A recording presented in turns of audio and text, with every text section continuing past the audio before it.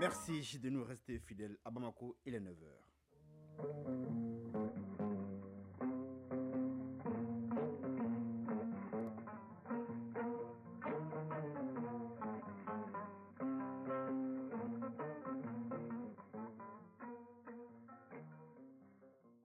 Le journal Mohamed Diarra.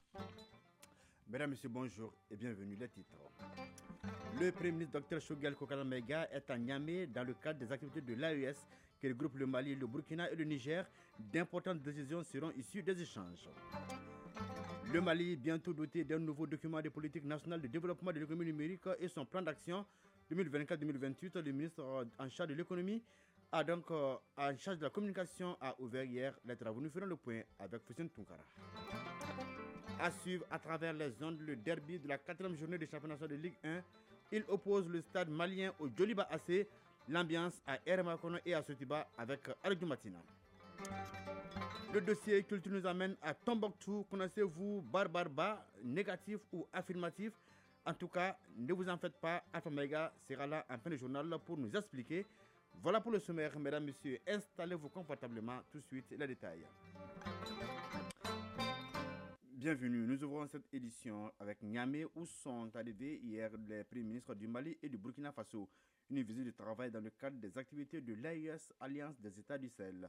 Les deux chefs de gouvernement ont été accueillis à l'aéroport par leurs homologues nigériens en présence des membres du gouvernement et de plusieurs autres personnalités. Les Nigériens sont également sortis massivement pour réserver un accueil chaleureux au Premier ministre, signant des relations amicales entre les trois pays, le Mali, le Burkina Faso et le Niger. Actualité des femmes, les femmes ont effectué hier une opération aéroterrestre à 15 km au sud de Kidal. Des groupes armés terroristes qui ont effectué des tirs de mortier en direction de Kidal hier matin tentaient de s'exfiltrer et de se réfugier dans leur base. Ils ont immédiatement été pris en charge par un détachement fama qui les a détruits avant qu'ils ne s'échappent. La base a ensuite été prise d'assaut par un groupe héliporté. De nombreux matériels ont été détruits, dont des véhicules, des armes, des munitions et des vivres. 9h02. Oui, donc, je vous le disais, notre pays sera bientôt doté d'un nouveau document de politique nationale de développement de l'économie numérique et son plan d'action 2024-2028. Les travaux pouvant aboutir à la conception du document ont démarré hier matin. C'est une initiative du département de la communication à travers la direction nationale de l'économie numérique. On fait le point avec Fousseni Tounkara. Le dernier document de politique nationale de développement de l'économie numérique du Mali a été approuvé en 2016. 7 ans après, voilà les acteurs du secteur du TIC réunis pour redéfinir les objectifs. Le but est d'être en phase avec le contexte actuel. Abdelkader Ki, directeur national de l'économie numérique. Il est important que dans un pays, dans chaque secteur, que l'État ait une vision, ait une stratégie bien définie, avec des objectifs raisonnables et réalisables. Et c'est en cela que les structures centrales sont commises pour être dépositaires de cette vision et de cette politique dans les secteurs concernés. Et c'est à cet exercice que nous sommes conviés pour que nous puissions définir ensemble la vision globale de l'État et la stratégie et la politique de l'État en la matière pour qu'il puisse y avoir une politique de développement harmonieux, de développement de l'économie numérique pour les 10 prochaines années. Aujourd'hui, le développement des nouvelles technologies de l'information et de la communication est l'un des axes prioritaires du gouvernement. Un intérêt renouvelé avec la présence du ministre Alhamdou Aguilian en charge de la communication à cette cérémonie. Il va falloir que vous sachiez dans vos travaux qu'on informe le maximum le public sur notre politique nationale. Parce qu'une politique nationale contenue entre des ministres et quelques intellectuels de la capitale ne servirait à rien si elle n'est pas portée à la connaissance, ses opportunités, ses offres et puis ses limites au grand peuple lui-même. Parce que c'est lui le consommateur. Pour réussir une bonne politique aussi du numérique, il va falloir impliquer de façon très bien coordonnée de tous les acteurs, publics et privés. Il faut aussi du côté de l'État et des partenaires financiers mobiliser des fonds, parce que ce n'est pas gratuit le numérique, ça coûte. Donc il va falloir que les bailleurs de fonds, les banques et tous les partenaires puissent y mettre de l'argent parce que ça rapporte de l'argent. C'est sur ces conseils et orientations que les réflexions sont engagées entre experts du secteur des TIC issus des structures étatiques et privées pour doter notre pays d'un nouveau document de politique nationale de développement de l'économie numérique et son plan d'action 2024 à 2028. La volaille, la formation des éleveurs en techniques nouvelles et la pisciculture sont les activités du PADELEM. Les réalisations de ce projet ont été visitées par une délégation composée des responsables de projet et des membres du comité d'orientation. L'objectif est de voir les résultats sur le terrain et de faire des recommandations pour leur pérennisation. Le point avec Batraouré. Les membres du comité d'orientation du PADELEM, projet d'appui au développement de l'élevage au Mali, veulent constater de visu les réalisations du dit projet. La ferme d'Ibrahim Traoré à Gabakoro droit est la première étape de ce périple. Ibrahim Traoré, qui fait la volaille, entretient 20 000 pondeuses qui produisent au total 600 alvéoles par jour. Ibrahim Traoré, promoteur des fermes. 77 millions et quelques. J'ai démarré en 2023 avec un fonds global de 154 millions de francs CFA, dont 77 millions comme appui du PADELEM. Aujourd'hui, je suis fier du résultat. La délégation s'est ensuite rendue à Kassela où un champ-école a permis aux éleveurs de maîtriser des techniques nouvelles en production de lait. Omar Diallo Didjoubi, facilitateur du champ-école de Kassela. La formation que nous avons eue nous permet d'augmenter notre production de lait. Aujourd'hui, chacune de nos laitières peut nous donner 7 litres de lait par jour, au lieu de 3 litres comme c'était le cas. À Selenki, la délégation s'est entretenue avec les femmes qui évoluent au sein d'une plateforme de formation. Elles ont aussi bénéficié de 10 cages flottantes qui leur donnent aujourd'hui des résultats probants en matière de pisciculture. Kadia Traoré, porte-parole des femmes de Selengue-Bozola. Nous apprécions le partenariat avec le PADELEM. Nous souhaiterions une deuxième phase du projet ou, à défaut, sa continuité. La visite de l'unité d'insémination artificielle de Baguineda et celle du nouveau centre de collecte de lait de Kassela ont été les derniers temps forts de cette première étape de la visite. Oui, de Kassela, direction Ségou, les acteurs de la santé et leurs partenaires sont donc à Ségou pour faire l'état des lieux de la mise en œuvre des activités au titre de l'année 2023. Cette rencontre permet aussi de réfléchir sur les stratégies à mettre en place pour relever les défis. Et parmi les défis à relever figure en bonne place le renforcement du plateau technique, la couverture vaccinale des enfants et des femmes enceintes.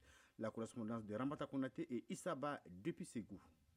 La Direction générale de la santé et ses démembrements régionaux évaluent les activités menées en 2023 à travers le pays. Un espace de réflexion bénéfique selon les organisateurs à plus d'un titre. Cheikh Amadou Tidiane Traoré, directeur général de la santé et de l'hygiène publique. L'organisation des rencontres périodiques permet d'une part de discuter sur les performances, les imperfections de notre système de santé à tous les niveaux de la pyramide, de partager aussi les différentes expériences ou les bonnes pratiques qui ont servi à la résolution des différents problèmes prioritaires rencontrés et d'autre part de transmettre aussi les différentes orientations stratégiques du département. Médecin colonel Aïssata Kone, directrice du programme national de lutte contre le paludisme. Surtout, ça va nous permettre aussi d'envisager, nous venons juste de terminer avec l'écriture de TB-VIH. Le palu aussi va commencer bientôt. Donc, c'est pour que nous soyons tous prêts vraiment à accueillir cette nouvelle subvention. Nous comptons sur vous. Je sais que vous le faites bien déjà, mais d'améliorer encore une fois de plus pour que la lutte contre la maladie, mais surtout le paludisme, que l'éradication soit une réalité. Cette rencontre de coordination qui dure 3 jours permet aussi de passer au peigne fin les défis à relever et les stratégies pour surmonter ces obstacles. Cheikh Amadou Tidiane Traoré, directeur général de la santé et de l'hygiène publique. Il s'agit aussi pour nous d'aller dans le sens du renforcement du plateau technique. Le défi de renforcement des moyens logistiques compte tenu aujourd'hui de la rareté des ressources et des difficultés que le pays traverse depuis plus d'une décennie. Le défi de la couverture vaccinale des enfants et des femmes enceintes. Ségou abrite cette rencontre de coordination entre la Direction générale de la santé et de l'hygiène publique et les directions régionales, des travaux délocalisés pour la première fois. Ségou, Ramata Konaté et Issaba pour l'ORTM.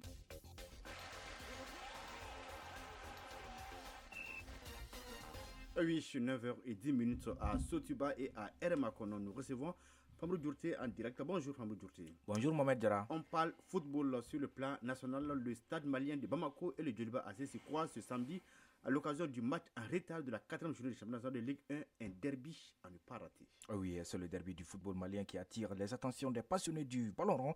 Dans les deux camps, la confiance est de mise. Les acteurs promettent le spectacle dans le fair play. Arjumatina nous plante le décor de cette rencontre tant attendue. Suivons.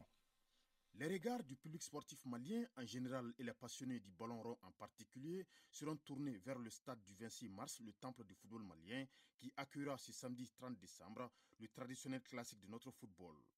Les oppositions stade malien de Bamako Djoliba Athletic Club sont incontestablement les rencontres les plus attendues durant la saison, car opposant les deux plus grosses pointures de notre football. Demba Marou Traoré, entraîneur du Djoliba Athletic Club. Pression, je ne pense pas. C'est un match particulier, c'est vrai. Mais ça reste de toute façon un match de football. Ça va se jouer sur le terrain, avec du public, avec beaucoup de bruit dans les tribunes. Mais je pense que l'important, ça va être sur le gazon. Sekoussek Bako, entraîneur du Stade malien de Bamako. C'est toujours des matchs très très compliqués, des matchs difficiles. J'espère que le match sera la base. Il y aura beaucoup de fair play. Certes, les deux formations sont en pleine compétition, mais s'il s'agit de classico, voire le derby de la capitale, cela retient forcément les attentions. Abokar Djera Senior, milieu de terrain du Djoliba Athletic Club. C'est un match attendu par tous les supporters. Nous, on vient comme les autres équipes, on vient, on joue et on cherche nos 3 points, on rentre. Franck Tessier, capitaine du Stade malien de Bamako. Ça fait ma 2e saison, j'ai joué contre le Djoliba. C'est un derby, l'enjeu est tellement important pour se préparer. Il faut bien manger, il faut bien dormir, il faut bien récupérer pour pouvoir jouer ce genre de match. Même si l'affiche est grandiose et excitante, qu'à cela ne tienne, elle doit se jouer dans le fair play. Ce derby 2023 est aussi le duel des techniciens. Sekoussek Bako, l'entraîneur du Stade malien de Bamako, et surtout Demba Marou Traoré, fraîchement arrivé au Djoliba Athletic Club et qui s'apprête à faire son baptême du feu. Voilà, Stade malien de Bamako, Djoliba AC, 4e journée en retard, c'est cet après-midi à partir de 16h au stade du 26 mars. Oui, la CAN 2023, c'est dans 2 semaines en Côte d'Ivoire exactement. Les Aigles du Mali y seront avec leur sélectionneur Eric Sekouchel. Alors, Djourté est un entraîneur pas comme les autres. Dites-nous, qu'est-ce qui le différencie des autres? D'abord, il sera à sa première CAN à la tête d'une sélection nationale. Pour ses débuts dans cette compétition, Eric Sekouchel aura à cœur de mener les Aigles au sommet. Lui qui a parfaitement réussi les qualifications en Côte d'Ivoire. Le sélectionneur du Mali sera aussi sur sa terre natale. Il est né le 11 novembre 1977 à Abidjan, en Côte d'Ivoire, d'une mère malienne et d'un père français. Pour ses débuts à la tête de la sélection, Eric signait 2 victoires contre le Congo 4-0 et le Soudan du Sud 3-1 dans le cadre des éliminatoires de la CAN 2023. Des débuts plutôt réussis. Dans ses joutes, il ne perdra d'ailleurs qu'un seul match face à la Gambie 1-0. Le Mali termine logiquement en tête du groupe J avec 15 points. Sekouchel atteint un premier objectif, celui de qualifier les Aigles à leur 13e CAN. Maintenant, il aura la lourde tâche de redorer le blason du football malien qui sortait d'une immense déception avec notamment l'élimination en 8e de finale de la CAN 2021 par la Guinée équatoriale et au barrage de la Coupe du Monde 2022. En Côte d'Ivoire, il tentera de faire mieux que ses prédécesseurs. S'il détient un palmarès vierge jusqu'ici, Eric Sekouchel pourrait entrer à jamais dans l'histoire du football de son pays. S'il remporte le trophée continental, il sera à jamais un héros national. Mais pour l'instant, le technicien de 46 ans tempère. Il va falloir être efficace dans tous les sens du terme, à la fois en dehors et sur le terrain. Le premier objectif, c'est de sortir de cette poule. Ensuite, on pourra se fixer d'autres objectifs. Le Mali est dans le groupe E avec l'Afrique du Sud, la Tunisie et la Namibie. Une poule normalement à la portée de nos Aigles. La liste définitive des Aigles du Mali est attendue le 2 janvier 2024. Déjà, le regroupement a commencé depuis mercredi à Kabbalah. Pour le moment, 18 joueurs sont sur place. Il s'agit de Falaï Sako, Amadou Aïdara, Kamuri Doumbia, Djadje Samasikou, Nene Dorgeles, Amadou Dante, Mamadou Fofana, Djigi Diarra, Youssouf Nyakate, Sirine Doukouré, Aboubakar Doumbia, Ngolo Traoré, Bourama Kone, Mamadou Doumbia, Segou Koïta, Keki Kouyaté, Ibrahim Sissoko et Massadio Aïdara. Pour l'instant, ce sont ces 18 joueurs qui sont dans le nid des Aigles à Kabbalah. Oui, on note également des locaux, j'imagine. Oui, notamment Ngolo Traoré et Bourama Kone, les 2 gardiens locaux. Le mercato, période de transfert, débutera officiellement lundi 1er janvier et sera clôturé le 1er février 2024. Les clubs européens ont déjà commencé à travailler et pourront peaufiner leur effectif pendant un mois, n'est-ce pas, Djokri? Oui, en effet, le marché des transferts va bientôt ouvrir ses portes. L'occasion pour les clubs d'ajuster leur effectif et de se renforcer à certains postes. Et le mercato sera officiellement ouvert ce lundi 1er janvier. Les rumeurs de transfert ne cessent de circuler sur le marché européen.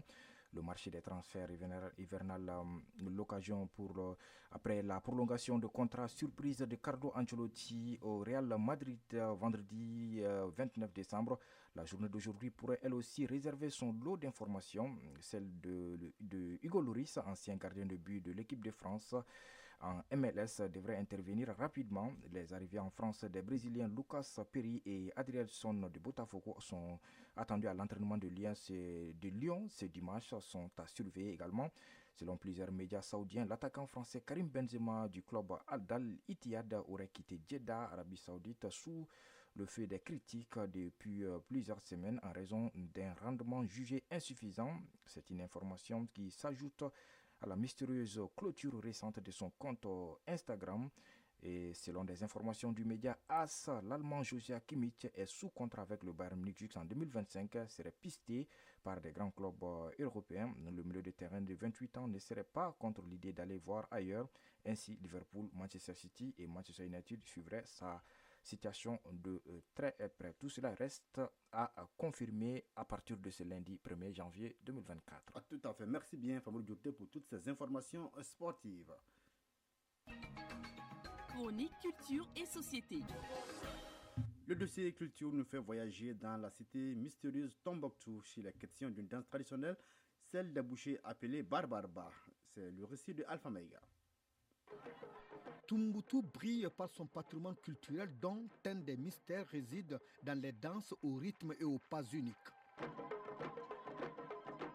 Barbarba, ou danse des bouchers, est très prisée. Cette danse est propre à la Sainte Tombouctou, cela pour magnifier le travail, oublier ses douleurs et en tirer une philosophie. Le boucher Abdelkader Ben Seyout, chef de la mission culturelle Tombouctou, dispose d'une liberté d'expression que n'ont pas les autres composants de la société. Les bouchers, ils sont nés dans la joie. Bella Tendina, boucher. Pour tout simplement pour animer l'animation sociale. Notre travail, il a besoin de chansons pour l'encouragement de travail. Le boucher est pourri.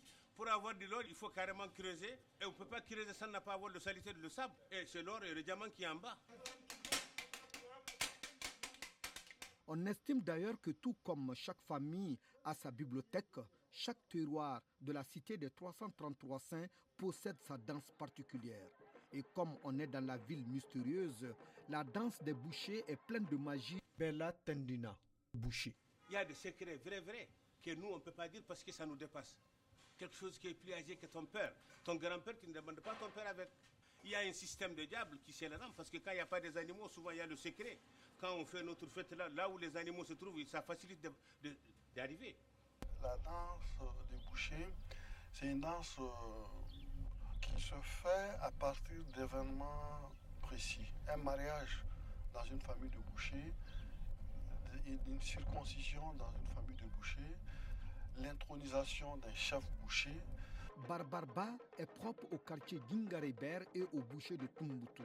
À travers cette danse, le maître boucher éloigne le malheur que peuvent générer des médisances ou le mauvais sort. Cet exercice protège aussi le boucher des accidents propres à son métier. Le couteau, ça nous coupe très bien, mais on a le secret. Il y a des gens qui ça coupe, il y a des gens qui ça ne se coupe pas. Mais nous, on est né avec ça, on est obligé d'utiliser avec ça. À Djingareben, ça c'est l'origine. Même l'imam danse les barbarbana. Mopti, Tombouctou, Gao, ça il faut mettre les trois là ensemble. C'est les mêmes personnes, c'est les mêmes familles. Chaque pas de danse exécuté par un membre d'une communauté est synonyme d'appel au génie protecteur. Quand il y a des morceaux, on ne peut pas savoir. Ma foko benada foina akoyeje. Il faut yo sarkandu mi okoyinje na anada fon. Je ne peux pas te dire le secret de ça. Lunku mansa konje. C'est ce qu'on dit ça. Ça c'est soirée. C'est une danse qui est dans le patrimoine culturel immatériel de Tombouctou. le berceau des bouchers à Tombouctou, sur le quartier de Guingaréber, une danse qui est liée au patrimoine culturel immatériel de Tombouctou. Barbarba est une danse complète mais délaissée par les conservateurs eux-mêmes qui ne perpétuent plus la tradition et qui ont tout orienté vers la modernisation. La faible pratique de cette belle danse laisse un vide. Et pourtant, dans un passé récent de tourisme florissant et de paix, le visiteur d'un soir de Tombouctou, le tourisme occidental ou la délégation ministérielle nationale avait toujours de l'opportunité pour découvrir ces pas qui faisaient renaître la culture de Tombouctou al-Bilal Soud. Oui, 9h20. Nous sommes le samedi 30 décembre 2023. Par anticipation, au nom de la rédaction, je vous souhaite une bonne et heureuse année 2024 dans la paix et la santé. Cette édition s'achève par une présentation de Mohamed Diarra avec le concours des Abs Traoré à la mise en onde.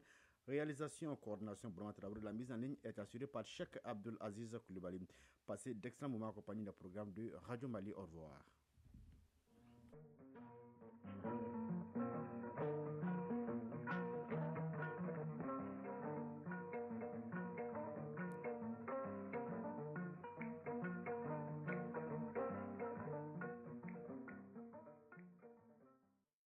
Le temps sur les ondes.